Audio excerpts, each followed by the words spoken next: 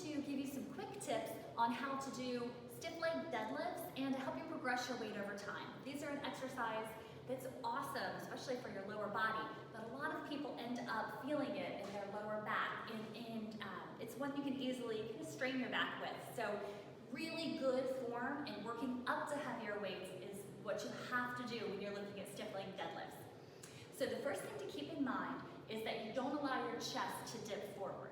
So as you're starting in a stiff leg deadlift, you want to make sure you're standing up nice and tall with your chest lifted, and that as you lean forward, you keep your head in a nice neutral position.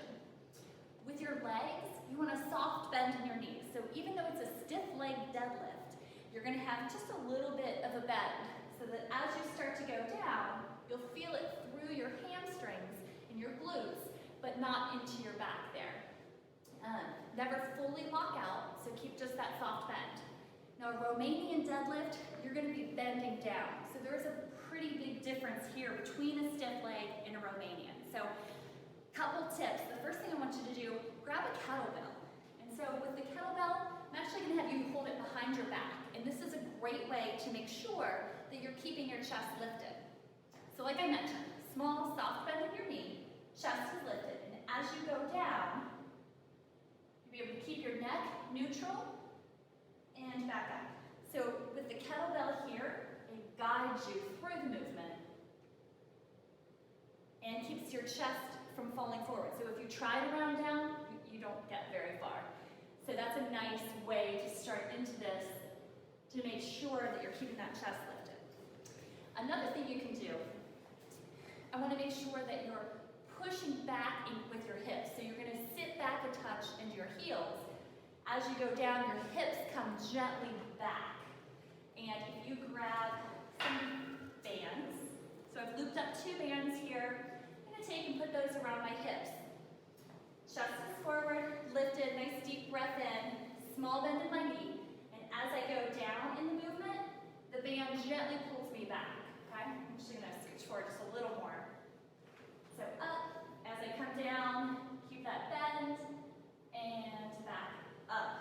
At the top, you're going to do just a little curl under of your hips, not a thrust forward. So I'm going to go down with it, let the band help me pull back a bit, keep the weight in my heels, and come back up. I actually have almost bringing my toes off the ground. So that's another good exercise. Once you feel comfortable with those and you've got good form, then you can go ahead and grab a bar. Some people do start with like a PVC pipe, which is great, or an unweighted bar. And I'm going to come over to pick that up, make sure you're not arching your back down, so you want to start with it. So lift up.